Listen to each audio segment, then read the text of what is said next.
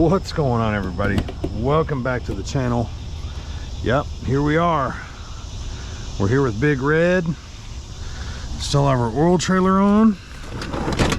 We're gonna do a little reveal slash work on the truck today, and then we're gonna get going. Currently looking for a Phillips. Yeah, I know my toolbox isn't the most organized, but when you gotta cram a bunch of stuff in a small space, this is what you work with. So anyway, what I'm currently working on is programming the key fob to the truck. I'm gonna get these 4 screws pulled. There should be a wire behind this that I need to plug it in together. Like, it's apart right now, it's disconnected right now, and I'm gonna connect it.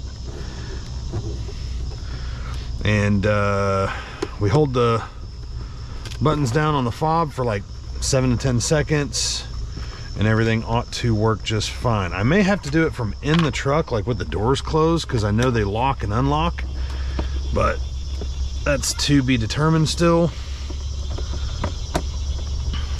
But anyway, yeah, here she is, showing that Peterbilt all in her glory.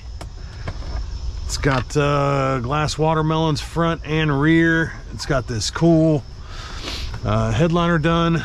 It's got one in the rear as well. I don't know if that can come through on the camera or not, but I'll show you all that here in a little bit.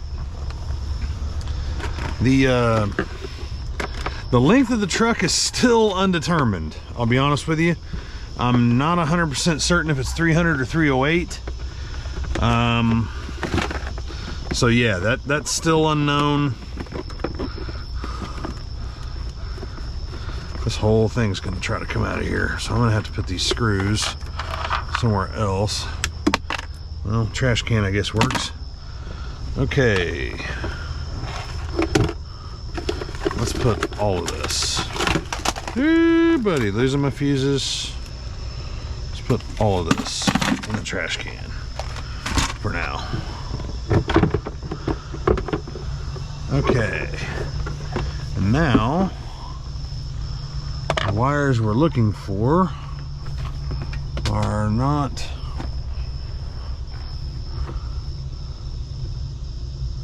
sticking out. Right hand mirror.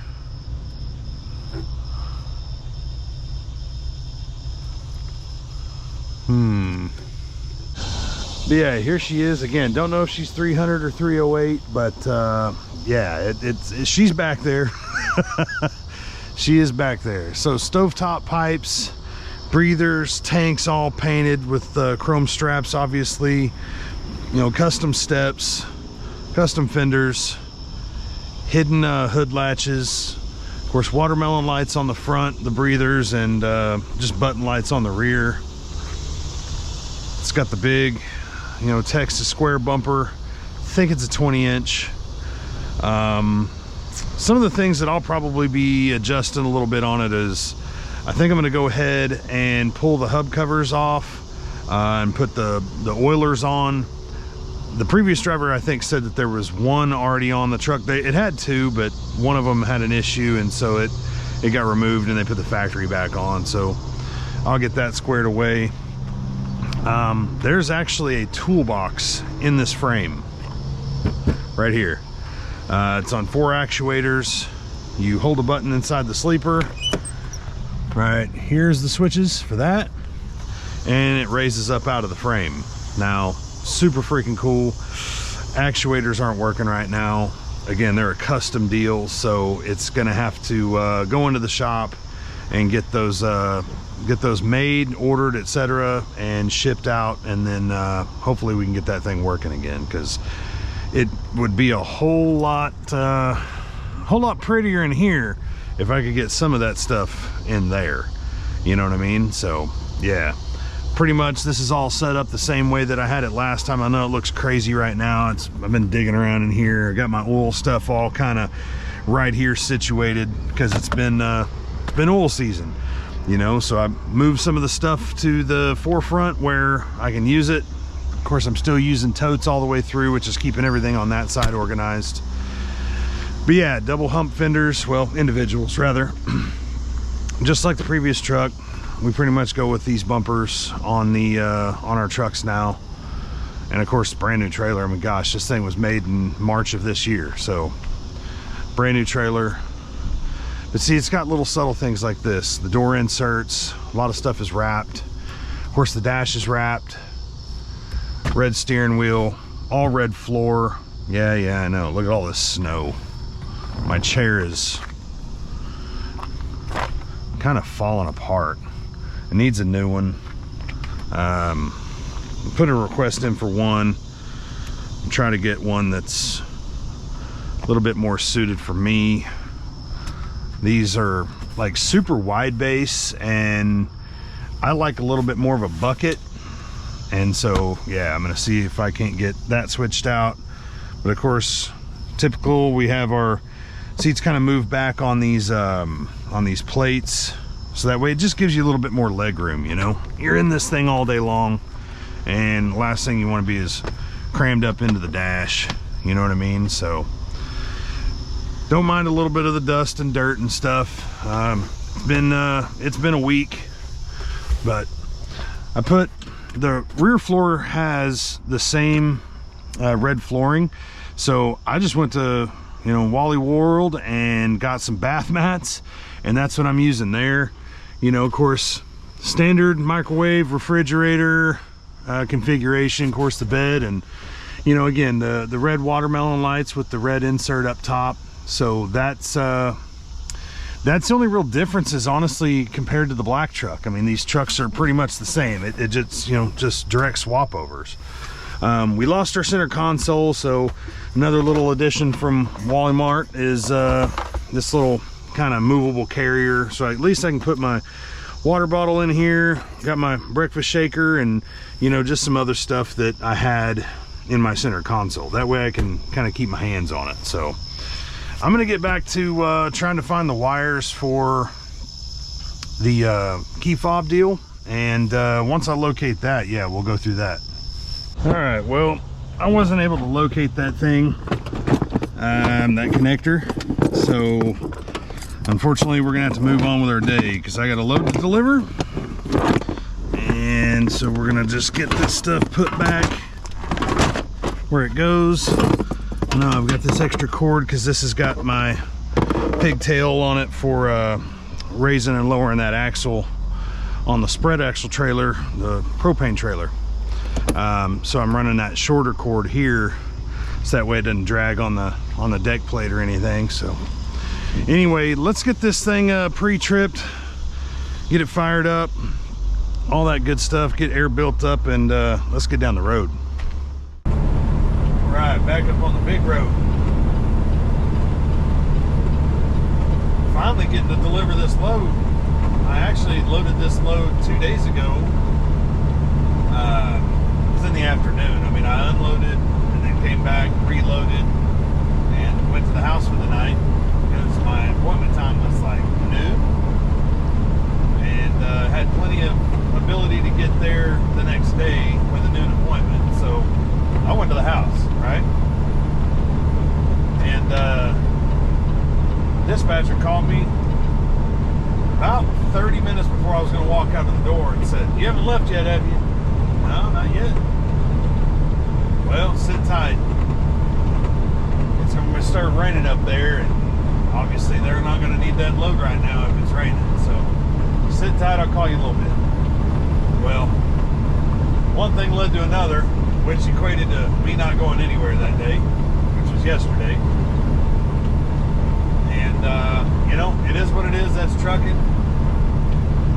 And so I was like, all right, well, you know, I got food in the fridge, and I can't just leave that fridge running. It'll kill the batteries and all that stuff. So, you know, came back to the truck, had to get all that stuff out, which means, you know, I brought ice packs from the house. I leave the cooler in my car. I've got a nice cooler that I bought to transport food back and forth, and I leave that in the car. Let's see here.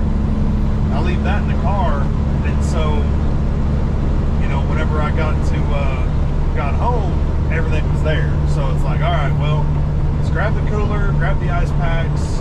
I had to drive, 20 miles down to the truck. That's how far, I live from where I park, like 21, 22 miles. And, loaded up all the stuff out of the fridge and the freezer, turned it off, leave it open so that it'll air out. And yeah, so, now it's off and closed up now because it's all dried out, but that's a deal that you got to deal with, is you get all packed up, you get ready to go, and for the week or a couple days or whatever the case may be, and something happens like that, and now you got to kind of start unpacking stuff. And that's probably just the side of trucking that a lot of people don't see, is that when things don't always go according to plan, you got to be ready for changes, and adjustments, and that's one of them. So you drive 40 miles round trip to save batteries on a truck, food in a fridge, that kind of thing. It's just what you got to do. It's where the folks that have a place where they live, where they can park their truck, major advantage. Major advantage. Okay, I need to get over there. Pike Pass. Jump off here at Big Cabin real quick. Get some fuel. I was thinking about going to the Big Cabin truck stop over here, Woodshed, but I think this Love's right here actually has good fuel. When I say good fuel, I mean little to no bio. So I'm gonna do that. And of course, we get our points and we get a pretty good discount as a company. Over there at the Love's. So we'll do that, and get back after it shortly. And it looks like there might be a spot or two available here on the fuel island that doesn't have 13 trucks in front of it, because that's the other issue here, is this one allows you to double park in front of the pump. There's room for 2 trucks to be stacked behind the fuel or in front of the fuel island, so you can still get to the fuel island with 2 in front of you. And if the first one leaves and the second one still hadn't left, well, you get it. It just dominoes. Okay, so I know this is the Tire Pass one, but oh well, we're gonna be in and out quick because we got to go. And UPS is up there. Hopefully he won't be here long.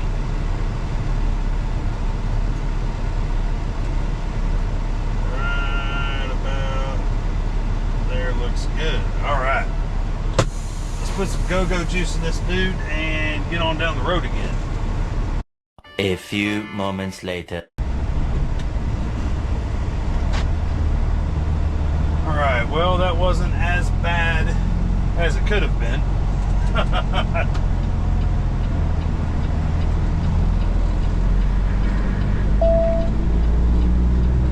Topped off the tanks, like 130 gallons, so it's about half. Better than half. And grabbed 2 jugs of coolant because I'd used all mine on the black truck. So got those replaced. Grabbed a couple little goodies for the road. And now we're fixing to hit the road. Jack, check out this truck right here. It's a good looking ride right there.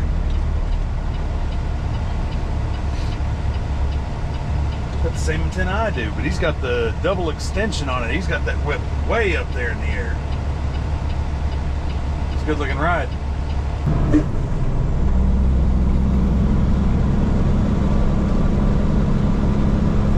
Well, this road job up here, it's in Wheatland, Missouri, and it's the same crew that we delivered to on Monday. They just moved to the west, probably 20 miles or so-ish, like northwest. These guys up here, they have really big distributors. They're like 3,500 gallons each. course, that's 7,000 gallons between the two of them, and we're not hauling much over like 5. So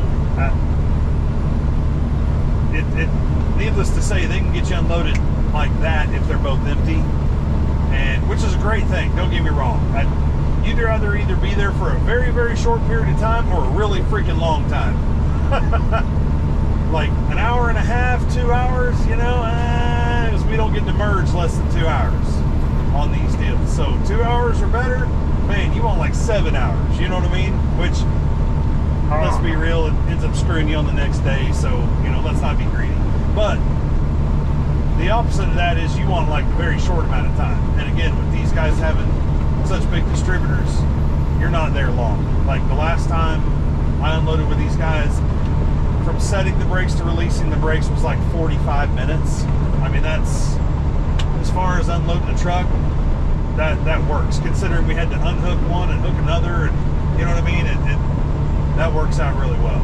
We'll just get on up the road here, and I'll give them a buzz here after a while and just kind of check in with them, see how things are going. Because I mean, I'm still 2.5 hours out, so, you know, pertinent information at this very moment really probably won't affect me, because, you know, I got to drive. So anyway, the weather's moved out of the area, which is good. This job ought to be, you know, good to go, dried out, and should go off without a hitch, to be honest. And then of course we got to figure out what we're going to do tomorrow. Because usually on these, like, it's a one and done day. That's just how Roto goes. You know, if you get the short ones, you might end up with 2, which is still a good day. But on these longer ones, you know, it's a one and done deal. They only work from, you know, like 7 to 3, 7 to 4, and then they go back to the hotel or, you know, wherever home is, and you know, we'll see you tomorrow kind of deal. So that's what we're facing. I think there's supposed to be 4 trucks today, and I'm number 3. So one of them should be loading this morning, probably loading right about now. And I know they've got a 1 a.m. or 1 p.m. rather, 1 p.m. appointment. So yeah, they probably loaded at like 7 this morning or right now, somewhere in there. But anyway, let's ease on up the road here. We'll see what transpires. I'll tell you what, if you ever get the chance to come to Wheatland, Missouri, the little travel stop, country store, hardware store, grocery store, cafe called Hickamo is a heck of a spot. There's quite a bit of traffic in here, like all throughout the time I've been here unloading, and it's like, okay, well, pretty popular spot. Of course, I mean, let's be real, I'm in a town of probably, I don't know, 150 people. I have no idea. It's not a big town at all. And anyway, you know, I got to think, well, you know, let me go in here and check this place out once I get emptied out, because the 2 loaders, or the 2 distributor operators, you know, they both went in there to get something to eat, and, you know, didn't have no complaints. So I was like, you know what, I'll give it a try. We'll see what it's all about. They had pizza, burgers, tacos, like tacos, burritos, or bowls, kind of like a Chipotle or a Qdoba. They had fried chicken and, you know, all that good stuff too. And yeah, so first things first though, you know, I got done unloading the trailer, and, you know, it's hotter than crap out. Temp gauge says 107, watch says 92, somewhere in there. It's hot regardless.